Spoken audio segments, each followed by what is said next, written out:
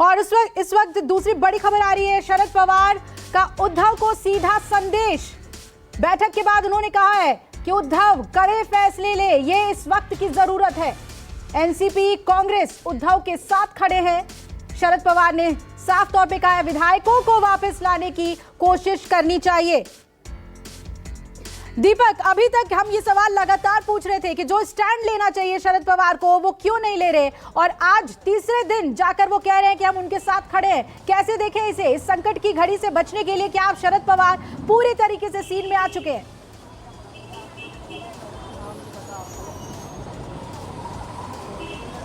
जी, जिस तरह से उद्धव ठाकरे ने कल 5 बजे वीडियो फेसबुक के जरिए जनता को संबोधित किया, अपने बाकी विधायक हैं उनको संबोधित करते हुए जिस तरह की उनकी लाचारिता नजर आई, उसी को लेकर एनसीपी के प्रमुख शरद पवार ने ये बात कही है कि इतना लाचार होने की ज़रूरत नहीं है, अब कुछ बड़े और कड़े फैसले लेने की ज़रूरत होगी। क्योंकि जिस तरह से उद्धव ठाकरे ने उन्होंने अपने इस्तीफे सौंपने की बात कह दी कि आइए आपको बैठना है मेरी कुर्सी पर बैठिए, ऐसे में शरद पवार ने ये साफ कर दिया है कि आप बड़े और कड़े फैसले लीजिए, कोशिश कीजिए कि जो भी विधायक वहाँ पर मौजूद हैं उनमें से कितने विधायकों को आप फिर से अपने पाले में ला सकते हैं। अगर नहीं ला सकते हैं तो फिर विपक्ष की भूमिका में आकर अब विपक्ष में बैठने के लिए तैयार रहिए। ऐसे में साफ जाहिर है कि शरद पवार की तरफ से साफ संकेत दिए गए हैं कि उद्धव ठाकरे को जोर आजमाइश और भी तेज करनी होगी, जो भी शाम दाम दंड भेद लगाना होगा, क्योंकि अब वक्त कम बचा है, क्योंकि नंबर गेम का खेल है। और इस वक्त जिस तरह से एकनाथ शिंदे के पाले में नंबर लगातार बढ़ते जा रहे हैं, उससे महाराष्ट्र की राजनीति खासतौर पर महाविकास अघाड़ी की सरकार पर संकट मंडरा रहा है। और एनसीपी चीफ शरद पवार बिल्कुल भी नहीं चाहते हैं कि जिन्होंने महाविकास अघाड़ी का गठबंधन करवाया, उन्होंने संकट मोचक की भूमिका में आकर खुद ये प्रस्ताव उद्धव ठाकरे के सामने 2019 के दौरान जब रखा था कि आपको मुख्यमंत्री बनना है और मैं कांग्रेस के साथ मिलकर आपकी सरकार बनाने में मदद करता हूं। और ये बात उद्धव ठाकरे ने कल फेसबुक के माध्यम से दोहराई भी थी कि शरद पवार ने ही कहा था कि आप मुख्यमंत्री बनिए, मैं आपको समर्थन ला कर देता हूं। ऐसे में अब शरद पवार ने साफ प्रतिक्रिया अपने लोगों के द्वारा यह दी है कि आखिर अब हमें एकजुट होना होगा, क्योंकि कांग्रेस भी लगातार शिवसेना के साथ खड़ी होती नजर आ रही है। पर्यवेक्षक जब कमलनाथ कल पहुंचे हुए थे तो उन्होंने भी उद्धव ठाकरे से बात की थी, और यहाँ तक कि उन्होंने उद्धव ठाकरे ने भी इस बात के संकेत फेसबुक के माध्यम से दिए थे कि शरद पवार और कमलनाथ ने हमसे फ़ोन पर बात की है। यहाँ तक कि उन्होंने सोनिया गांधी का भी जिक्र किया कि सोनिया गांधी समय समय पर उनसे फ़ोन पर बात करती रहती हैं। अब देखना होगा कि उद्धव ठाकरे के पास बहुत कम वक्त बचा है कि आखिर वो क्या कुछ बड़े फैसले लेते हैं। वहीं दूसरी बड़ी खबर ये है कि कुल 13 शिवसेना के जो विधायक हैं वो अभी कुछ समय पहले जो वीडियो कॉन्फ्रेंस हुई उसमें वो शामिल थे, जिसमें से एक नाम आदित्य ठाकरे का है। यानी कि कुल नंबर गेम की अगर बात की जाए तो कुल इस वक्त 13 विधायक शिवसेना के पास हैं, बाकी अन्य जो हैं वो नज़र आ रहे हैं एकनाथ शिंदे के साथ। तो संकट लगातार बढ़ता जा रहा है, और जो ट्रबल शूटर था एकनाथ शिंदे अब शिवसेना को वो पूरी तरह से ट्रबल में डाले हुए हैं।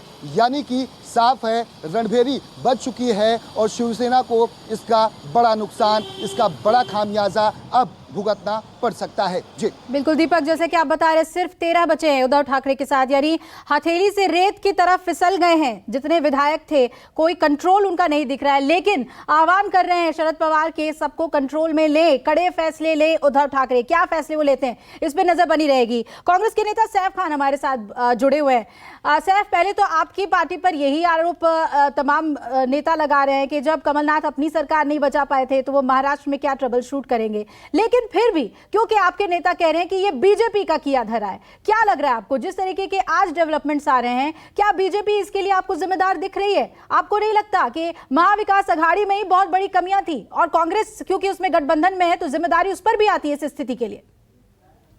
नहीं, देखिए, सबसे पहले मैं आपको ये बहुत क्लियर कर दूं और चैनल के दर्शकों को भी बहुत साफ क्लियर कर दूं, ये मिशन जो लॉटस चलाया जा रहा था ये उसका परिणाम है। जो आपने पहले जो है मध्य प्रदेश में देखा, आपने कर्नाटका में देखा, और अब आप जो है महाराष्ट्र में देख रहे हैं। और ये पूरी वेल प्लान्ड एक स्कीम जो है जैसे चलाई जाती है खरीद फरोख्त की, आज गुवाहाटी के होटलों में जो है वो विधायकों की खरीद और फरोख्त हो रही है। वही जनता का पैसा जो खून पसीने का होता है, जो टैक्स में जमा होता है, उसी को इस्तेमाल करके इसको खरीदा जा रहा है। और ये पूरी जो स्कीम है, आप ये देखिए, ये विधायकों को जब ये गुवाहाटी के ऊपर उतरे हैं, उसको रिसीव करने के लिए कौन आया? बीजेपी के सांसद पल्लव दास आए उनको रिसीव करने की। उनको रिसीव करके ट्रांसपोर्टेशन कौन सी इस्तेमाल हुई थी? आसाम स्टेट ट्रांसपोर्टेशन कॉर्पोरेशन की 3 बसेस आई थी, उनमें इनको विधायकों को जो है लेके दिया गया फुल सिक्योरिटी के साथ में जो है, और तब जाके जो है होटलों के अंदर जो उनको ठहराया गया। वैसे ही वैसे ही हमने देखा जैसे राजस्थान में कोशिश की गई सरकार जो है गिराने की। तो भारतीय जनता पार्टी बहुत अच्छी तरीके से और बहुत साफ तरीके से ये जानती है। इसका जवाब तो महेश वर्मा से ले लेंगे, लेकिन सैफ साहब एक बात बताइए, आप कहना चाह रहे हैं एकनाथ शिंदे को खरीद लिया गया, इतने विधायकों की खरीद फरोख्त हो गई? बिल्कुल साहब, सरकार जो है वो इसी मोटिव के ऊपर चलती है कि जहां वो सरकार नहीं बना पाती वहां के विधायकों को जो है तोड़ दिया जाता है। ये तो भारतीय जनता पार्टी का जो है फर्स्ट मोटिव रहता है कि कैसे सांसद और विधायकों को जो है खरीदा जाए, तोड़ा जाए। महेश वर्मा जी, ये बहुत बड़ा आरोप कि ऑपरेशन कमल के लिए आप साम दाम दंड भेद सब कुछ लगा रहे हैं, ये बहुत बड़ा आरोप लगा दिया है कांग्रेस ने आपके ऊपर कि खरीद फरोख्त कर रहे हैं आप, इतने नेताओं को खरीद लिया है बीजेपी ने। ये सैफ खान साहब जो है, ये कांग्रेस के तरफ से इनकी कोई वक्त नहीं है। कल जो इनको सुना दीजिए जो बयान कमलनाथ जी ने दिया, और उन्होंने क्या कहा कि हमारे विधायकों को खरीद फरोख्त नहीं किया जा सकता है। ये सच बोल रहे हैं कि वो सच बोल रहे हैं? पहले ये क्लियर कर दें, स्पष्ट कर दें। कल इनका जो नेता कमलनाथ जो बोल रहे थे, वो सच वो है कि ये है जो ये बोल रहे हैं? ये कमलनाथ से बड़े नेता हैं, या कमलनाथ के बराबर के हैं, या कमलनाथ से नीचे के नेता हैं? तो ये इस तरह के बेसिर पैर की बातों का कोई महत्व नहीं है। सबसे पहली बात तो ये है। दूसरी बात, कि सैफ खान, आप सुना करो न्यूज को एक बार जो है ना सोच समझ के बोला करो कि आप बोल क्या रहे हो। जब ये स्पष्ट जो है, ये लड़ाई जो है ना बीजेपी की सत्ता की है, ये लड़ाई जो है शिवसेना की अपनी है, जहां सब चीज सच जो है यही न्यूज 24 के रिपोर्टर जो है सामने ला रहे हैं कि ऐसा क्यों हुआ, कारण क्या है। एकनाथ शिंदे जो कह रहे हैं, बाकी इनके जो रिपोर्टर्स जो कह रहे हैं, या तो इनके रिपोर्टर्स झूठे हैं जो ये खबर चला रहे हैं कि भाई एकनाथ शिंदे का ये जो फैसला है या जो ये चीज किया गया है, कारण क्या है, वो सब चीजें जो है दर्शकों को बताया जा रहा है। तो उनमें से एक आप भी हो, उसको सुनो समझो फिर बोलो कि हाँ क्या है। बेसिर पैर की बात करने से कोई लाभ नहीं है, क्योंकि वहां जो है आप लोगों का गेम समाप्त हो चुका है। तो तीसरी बात जो सबसे इंपॉर्टेंट है कि आप लोग वो लोग हो जो कि आंख बंद करके भ्रष्टाचार करते हो। आज वहां भ्रष्टाचार के मामले में 2 आपके वहां कैबिनेट मंत्री जेल में हैं। भ्रष्टाचार का आपने अंत कर दिया, लूट का आप लोगों ने अंत कर दिया। उस वजह से भी कहीं दिखाई दे रहा है कि ऐसा ना हो।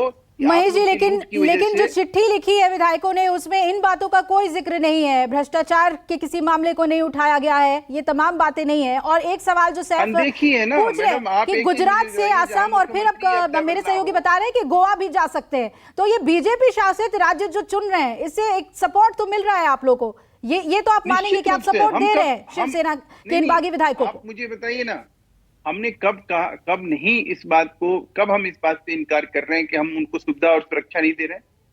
ये हमारी ड्यूटी है, ये हमारा कर्तव्य है। इससे हमें कौन रोक सकता है? और इसमें बुराई क्या है? फडणवीस जी से भी बात हो रही है क्या? उनकी तरफ से भी सुरक्षा मिल रही है क्या? किसको? देवेंद्र फडणवीस से भी बातचीत हो रही है क्या?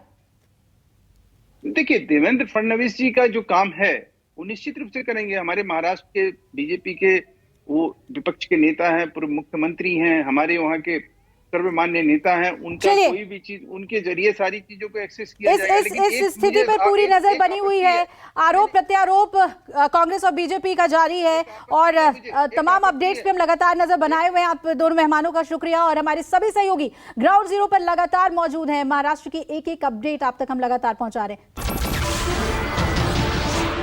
नमस्कार, मैं हूं मानक गुप्ता।